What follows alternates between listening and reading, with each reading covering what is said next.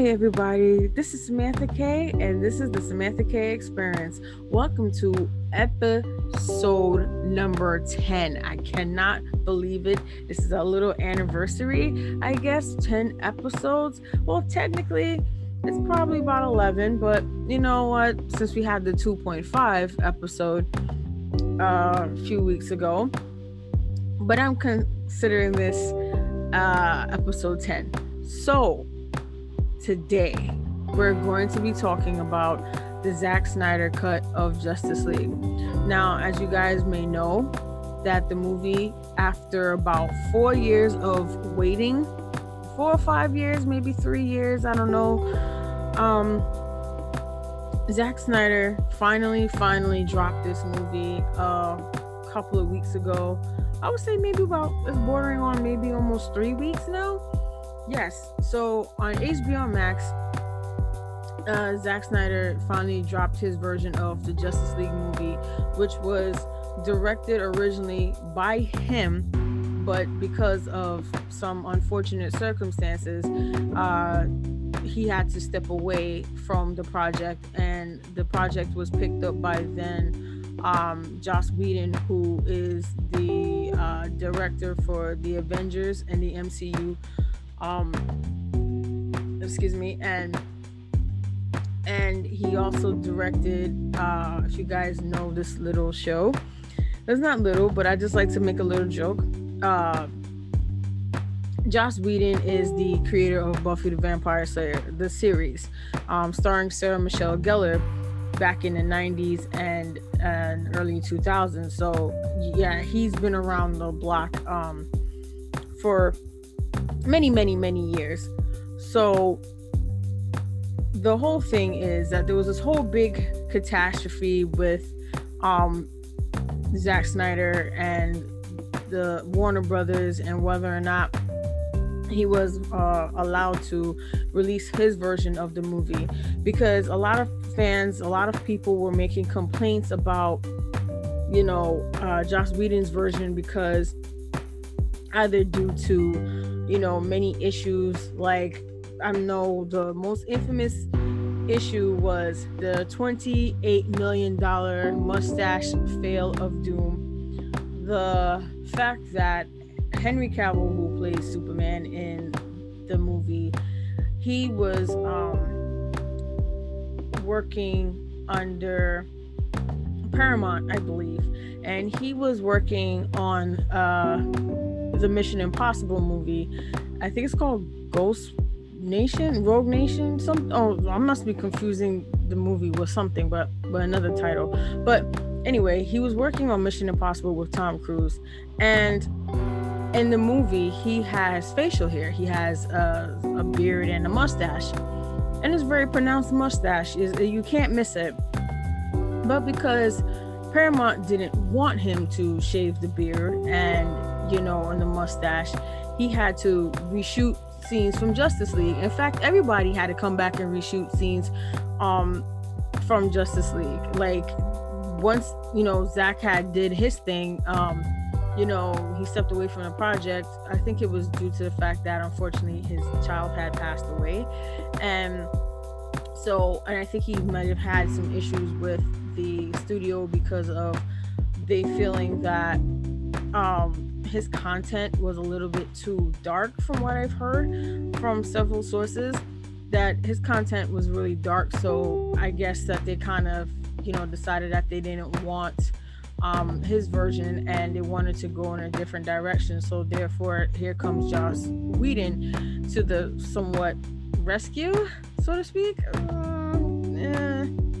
Well, I don't know if Whedon actually rescued anything, but I think it kind of made the situation a little bit worse, because of the fact that, well, let's say this for starters. One, this guy, it's not that Joss Whedon is a bad director, but let's just say that I don't think he was the right choice to pick for doing Justice League. And it's not because he works for Marvel or anything like that. I just think that his vision obviously isn't like the same or even remotely close to Zack Snyder's vision for the characters. So I think it was kind of like a misplaced thing, so to speak.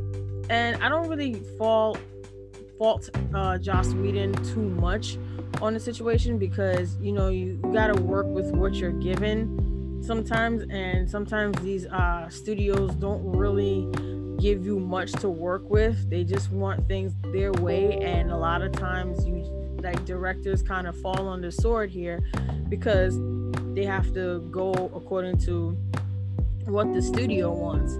So it's really hard sometimes to I guess get your vision across without stepping on a few rich people's shoes. But I digress. So anyway, back to this mustache thing, right? So in the movie, since Henry couldn't shave his facial hair, Warner Brothers decided that they were going to go and CG out all his facial hair, and gave him the worst looking upper lip I've ever seen on any person in my life. Like, this was like really terrible, bad Photoshop. And it's like he had no upper lip, and every time he smiled, it looked like he was, I don't know if he was constipated or frightened. I think it's between the two. Like, I cannot understand how you can mess up someone's face like that. I mean, in the end, Henry was a good sport about it. He even made a video about his king stash, which the fact that he called it king stash, to be honest, I don't know. It kind of felt kind of porn related, but you know what? It's whatever. I mean, he did a tribute video for it and sent it off to, in the pastures and whatnot. But all in all, it was a really bad look, to sit there and focus so much on the facial hair when all you had to do was just, not mess up his lip. Like, he looked weird, and I couldn't get past that. And to me, there were certain elements of Joss Whedon's version of the movie that I was just like, what? And things that doesn't make any sense. But I digress. I'm not here to bash Joss Whedon or anything on a professional level. I know that there's some other issues that are surrounding him as of late, but I'm not going to really get into that. For those of you who do know, I'm not going to really touch base on that, because this is not what we're here for. This is just strictly for, on a professional level. So anyway, so Zack Snyder, after all of this time, is able to finally drop this movie. And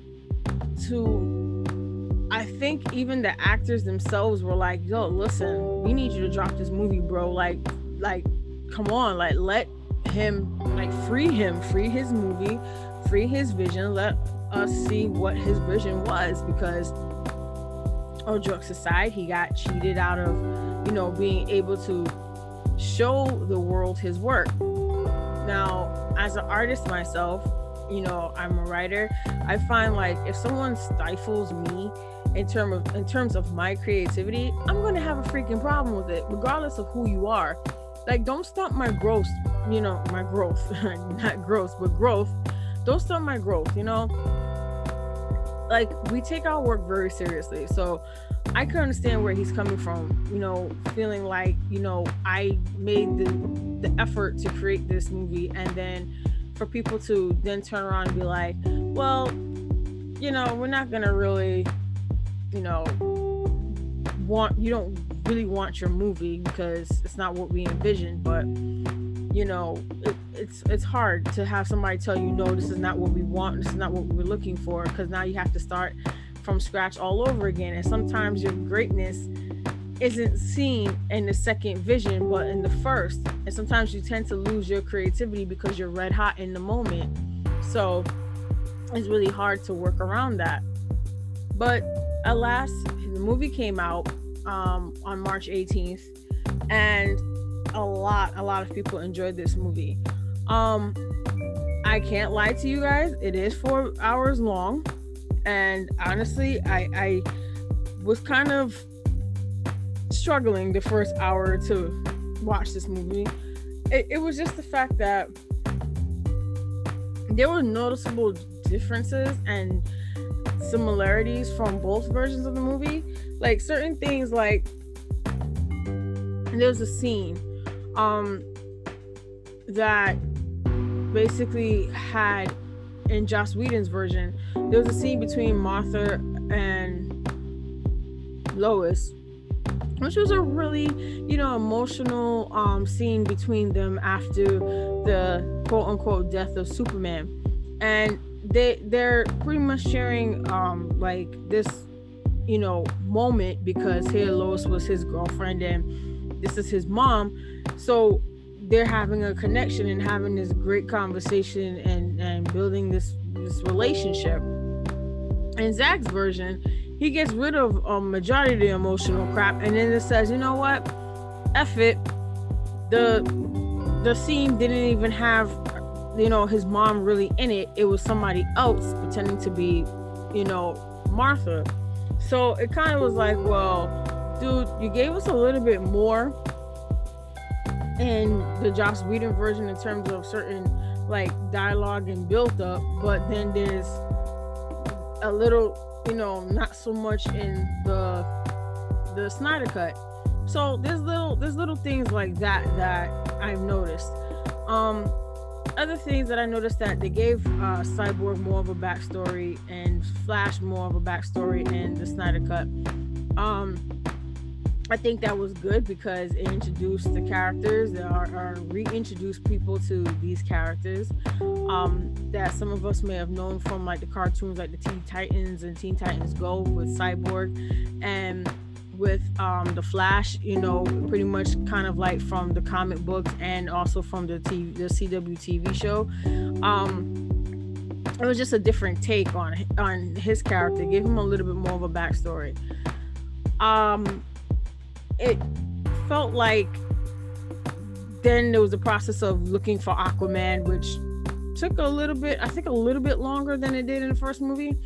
I don't know, there was just like noticeable differences that one would pick out if they had watched both movies around the same time and just wrote down exactly what it was.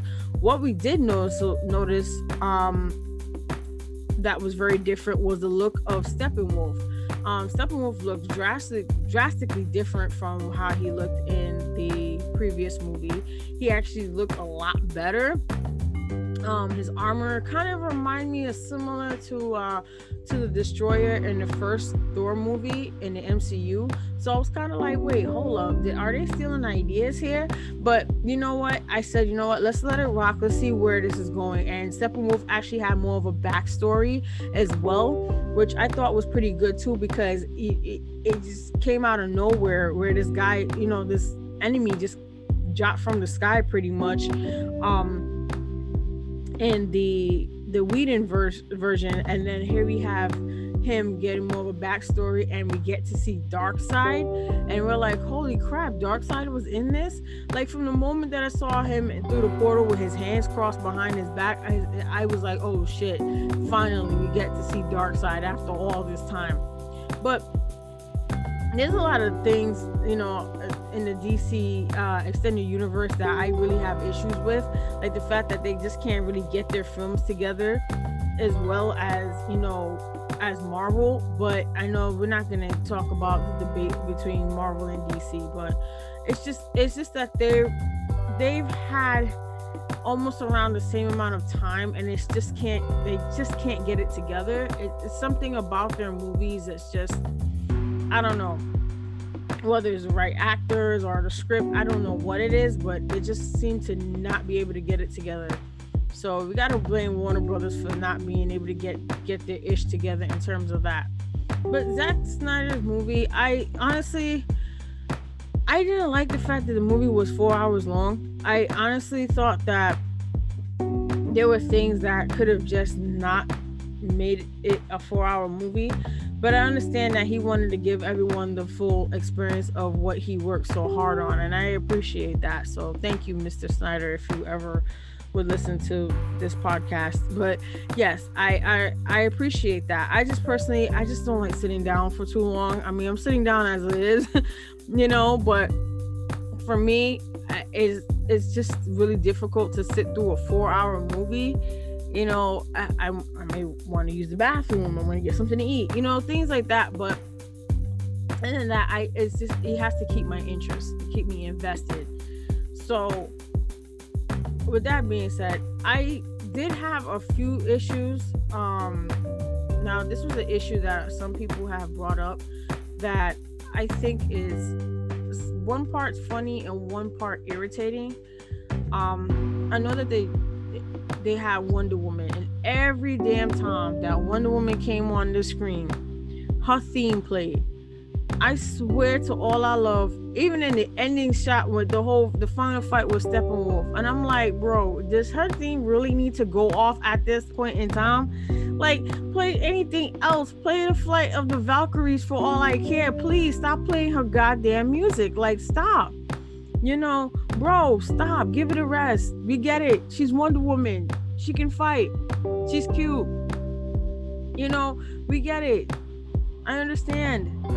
It's like, I feel like I'm forced to be reminded of her placement on the team, seeing how she's the sole woman on the team. And I'm just like, my dude, like, come on, man. I understand it. I get it. You don't have to keep pushing down the woman power agenda, down people's throats. I get it. She fights. She's a warrior. Her theme don't need to be played like that all the time.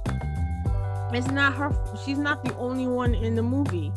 There's other characters in this movie. There's Batman. There's Aquaman. There's Flash. There's Cyborg. There's even Superman. I don't even think none of them themes came out as much as hers did. Every little thing, I swear, if she was probably sipping a drink from Starbucks, that theme would have played. Like, it was so infuriating. Like, I even remember at one point when I told my boyfriend, I said, listen, if that song played one more goddamn time, I'm getting up and walking out. And it just so happened that the song played, and I'm just like, oh my God, like, make it stop. It was just things like that triggered me. And to be honest with you, I'm not really a big fan of this version of the Flash. Like, I don't know what it is. It's just that I'm so used to Flash like the CW version, and I know that some people may not like the Flash from the CW version, and you're welcome to feel the way that you feel about him. But I'm used to Grant Gustin's version of the Flash. So for 7 years, I've seen his version of the Flash play out on the screen. And here I got this kid here, and I'm just like, oh my God, I cringe every time he came on the screen. Like, I don't know what it is. Like, I understand he was probably like in his early 20s or something like that, or late teens or something. But it was just the fact that he was just full of cringe, and I just couldn't deal. And I was like, at this point, like, I just did not like him. I didn't like the suit. I thought the suit could have been better. Because I'm a person, I look for the details in how the character is portrayed and how they dress themselves, how they dress, especially if they're a superhero suit. And I just didn't like the suit at all. I didn't like the suit in the last movie, and I didn't like it in this version either. I just didn't like the Flash, period. Like, I just feel like he's a throwaway character to me. Like, it didn't make never mind. They might as well have just put Green Arrow in there and made everything better. Like, I just do not care for this version of the Flash. There's no disrespect to Ezra Miller or anything like that, but I just was not here for his Flash. I wasn't here for it in the other movie, and I'm sure as hell wasn't here for it now. Like, I just can't.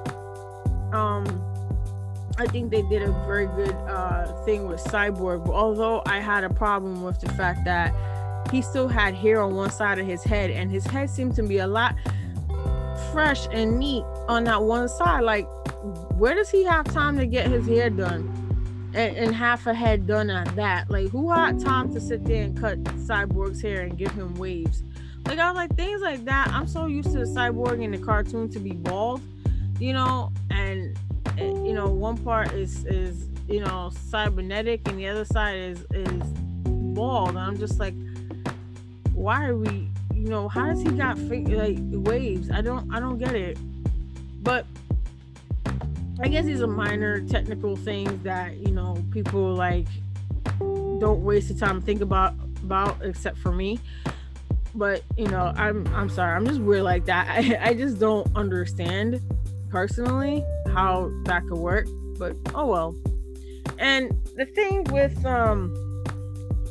his dad, I'm just like, Dad, you're holding these things like with a coat. Do anybody have like a container to contain these mother boxes or anything? Because I'm pretty sure these things are rather dangerous if you touch them. I don't think any rare human could just deal with them holding them like that. I don't get it. Like, it just seemed weird to me. I think it just was weird. Like, honestly, I got no words for that other than it was just weird. What I liked more again about this movie was the special effects weren't bad. Like, I think they did a really good job on capturing like the characters, like Darkseid and Steppenwolf, and overall I think the movie had a really good a better feel to it, and I think that he did a bit better with this movie. But to be fair, I don't really think that he really had much to work off of, seeing as how that the last few movies that have come out under DC haven't been really all that good. Like I mentioned before, I don't know if it's because of casting decisions or whatever it is, but it's just like beyond ridiculous.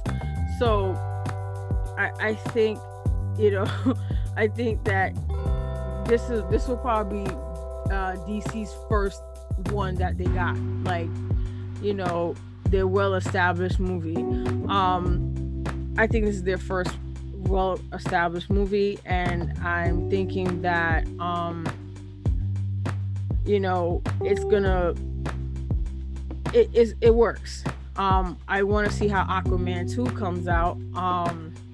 So yeah, I really think that this is their first gem that they have in the vault, in terms of how good the movie was, because it leaves it open to what's gonna happen with the League. Is the League gonna stay together, or they're gonna separate? What I also think he did good was the fact that they showed Superman in the black suit, which looked really nice and fitting on Henry Cavill. But then again, he could wear a gunny sack and still make it look attractive. But yeah, I think that the suit and him getting involved in the fight and actually putting the screws to Steppenwolf, I think that the whole fight scene was pretty good. It was good because I didn't like the fact that they had those damn the parademons from the first movie, and it just seemed so corny, like the way how they were set up. It just like, let Steppenwolf do what he gotta do. Let him do his work. Don't let him rely too much on these creatures and stuff like that. I mean, we still had the creatures in this version of the movie, but I feel like he was able to do more for himself, if that makes any sense. But yeah, I think the movie was pretty good. I just wish that he was able to release this movie when it was supposed to be released. So maybe he actually would have given Marvel a little bit more of a competition, and people would have had more of a better opportunity to compare it with Marvel or something like that, like people normally do. They always compare the two comic book franchises. So I think that with that, it was a good movie. I know you guys are like, well, Sam, what's so good about it? I told you. Well, one, special effects was good.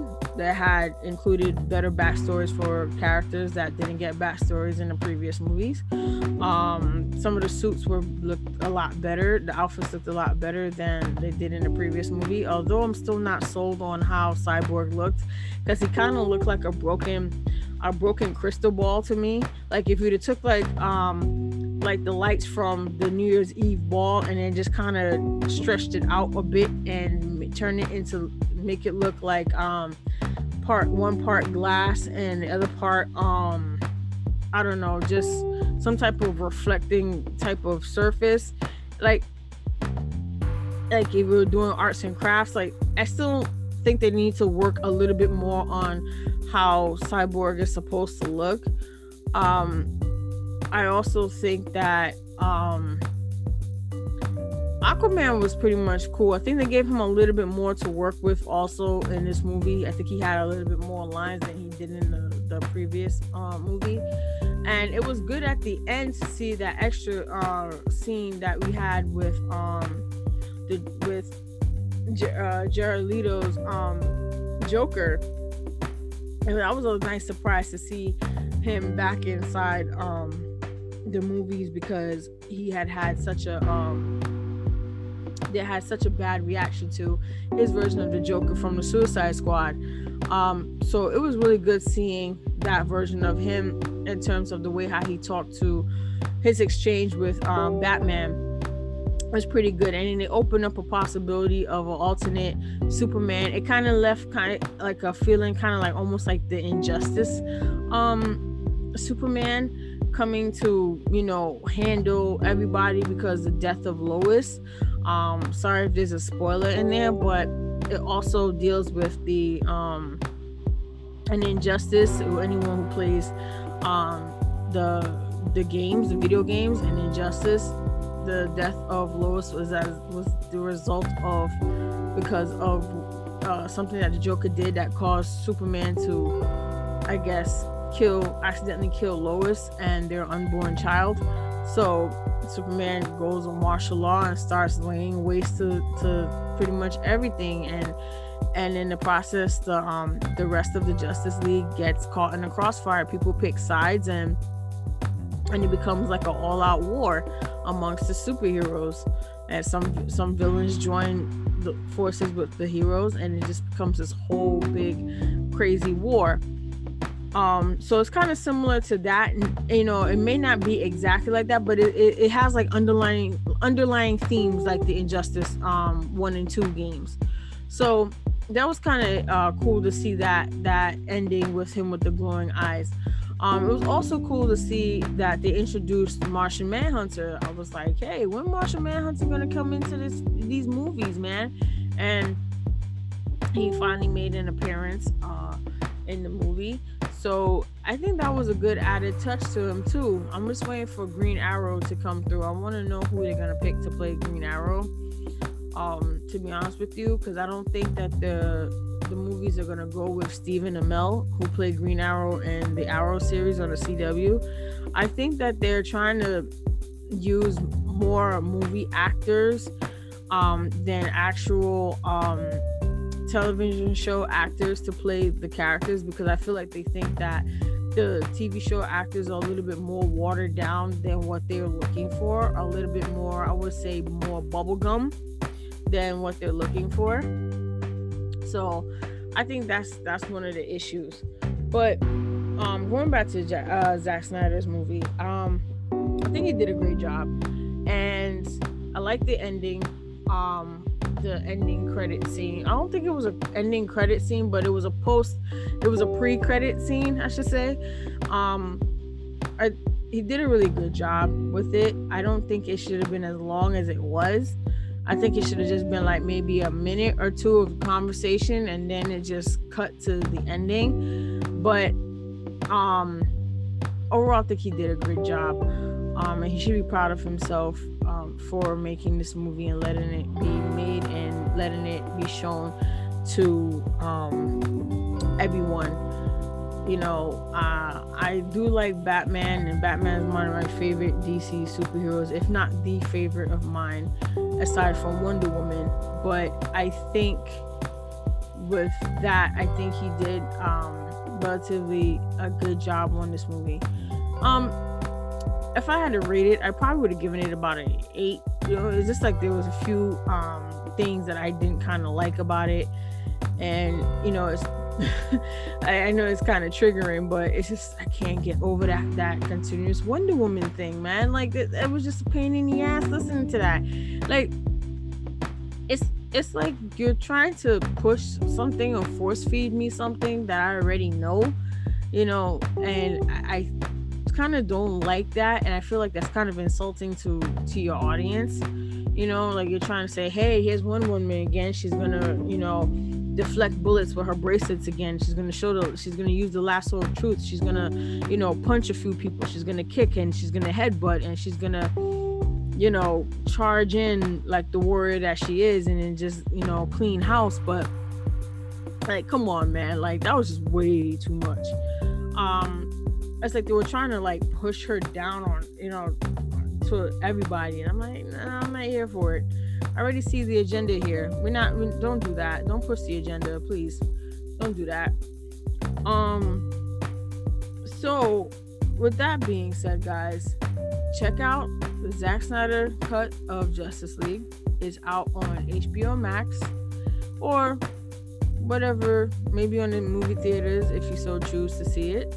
Just remember, be careful out there, be safe if you decide to go to the movie theaters to watch anything, any movie, or for that matter. And just be safe out there, and I hope you enjoy the movie. It's, like I said, it's on HBO Max. And for those of you who have just now started listening to the show, I have also added a YouTube channel where I will be uploading video versions of the podcast. It's just pretty much me still talking, but I haven't shown my face yet, which I'm kind of figuring out how that will work eventually. So you guys probably may get to see me in the future, but then again, I like my anonymity, so I don't know just yet. We'll wait and see. But yeah, guys, I am Samantha K, and this has been the Samantha K Experience, and I hope you enjoyed this review of the Zack Snyder cut of the Justice League. Peace. Stay tuned for episode 11, where I talk about last week's return of Elliot Stabler from Law and Order.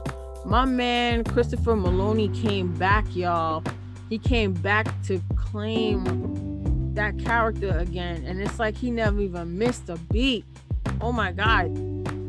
So stay tuned for episode 11, which I am going to get started on right now at the end of this. So I'm signing off. This is Samantha K and the Samantha K Experience.